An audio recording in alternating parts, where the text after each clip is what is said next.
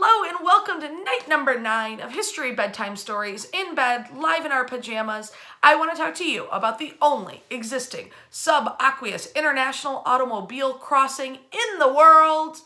It's the Detroit Windsor Tunnel. I went through my postcards and got out one of my favorites. This is a 1929 Detroit Windsor Tunnel postcard.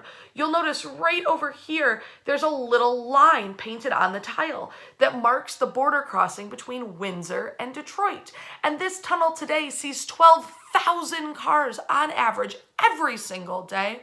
It is responsible for billions of dollars in commerce and trade between Canada and America every single year, but it was actually our third attempt at a tunnel.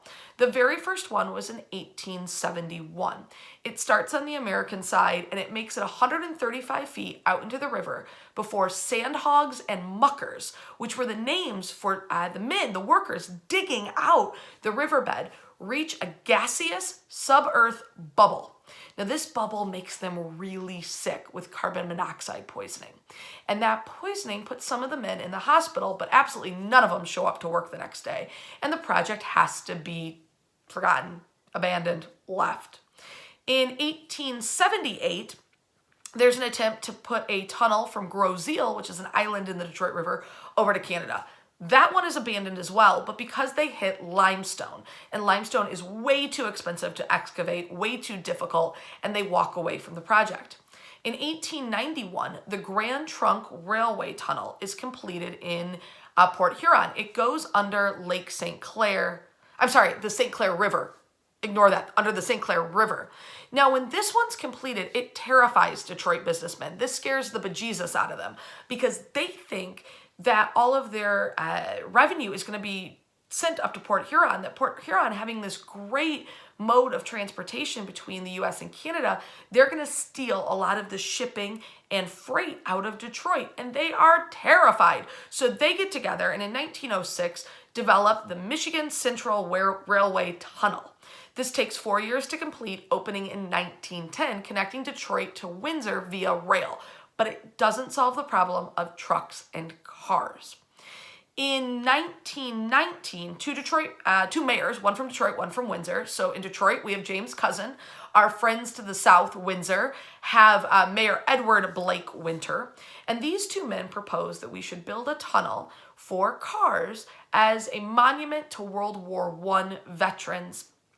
This is thought to be a pretty good idea, but they can't get the money behind it. They can't get the municipalities to really kind of buck up and do this project. So again, it languishes. It languishes all the way until 1926, when a Salvation Army captain out of Windsor is able to convince a New York architecture firm and Detroit bankers that this could be really lucrative, that if they're able to personally complete the project and then charge tolls for cars and trucks to use the tunnel, they'll make their money back plus a fortune to boot. Project starts in 1928, and both the Americans and the Canadians are going to build at the same time. So you've got two teams simultaneously building into the middle of the river where they're going to meet. In the end, it's not exactly 50-50. The Canadians build 986 feet, the Americans build 466 feet. And as they're building, they're using these big steel shields over 30 feet long. They're pushed forward on 30 pneumatic presses into the river, and then the workers behind these shields are able to manually and mechanically dig out the bedrock of the river, creating these troughs. The troughs then have metal sheeting lowered into them and welded into place. And then at 8 to 10 feet a day, that shield is pushed forward and they can dig out a new section. As they build in the middle of the river, it's a different technique. They complete big tubes, huge tubes on land. Then they bring them by tugboat out to the river, sink them into place.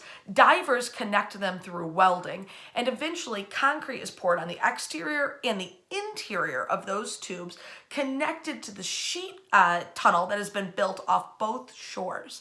In the end, 525,000 cubic yards of bedrock, sediment, and mud are removed from the base of the Detroit River to make way for the tunnel itself. It cost $23 million to build, but on November 1st, 1930, President Herbert Hoover, from his office in Washington, D.C., presses a button that sends bells ringing and chiming and going in both Windsor and Detroit to celebrate the official opening of the tunnel. Now, the tunnel opens in 1930 at the height of American Prohibition. Prohibition was 13 years in American history under the Volstead Act, where it was illegal to manufacture, sell, or transport alcohol for intoxicating purposes. Basically, liquor was illegal. And during this time, for the tunnel to open, it gets a nickname. Instead of the Detroit-Windsor Tunnel, people start calling it the Detroit-Windsor Funnel because of how much liquor is pouring through it into Michigan and Detroit. Guys, if you can do me a huge favor, like, share, and comment on this video, and if you tag a friend in the comment section, we'll enter you in a contest to win a whole bunch of City of Detroit stickers, which we will direct message you and mail out. Remember to wash your hands. Remember, we're going to get through this together, and we'll see you at 8 o'clock tomorrow night for another history bedtime story.